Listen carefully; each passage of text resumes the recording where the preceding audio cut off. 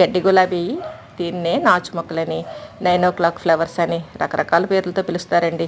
ఇవి ముదిరిపోతే పూలు పుయ్యవండి. అందుకని కొంత వయసు వచ్చాక అంటే ఒక 6 months 1 year అయిపోయాక మనం రీపాట్ చేసేస్తూ ఉండాలన్నమాట. అంటే సాయిల్ మళ్ళీ తీసేయాలండి. ఆ సాయిల్ అంతా తీసేసి మళ్ళీ సాయిల్ మార్చి చిగుళ్ళు మాత్రమే తీసండి.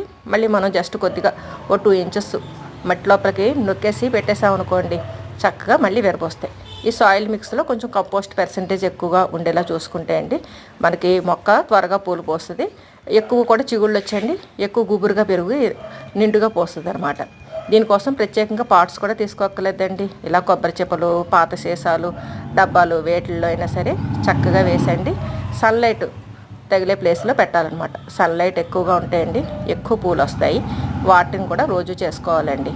ఇదిగోండి ఇవన్నీ ఎదిగిపోయినాయి, ఇవి కూడా తీసేయాలండి, మట్టి మార్చాలి.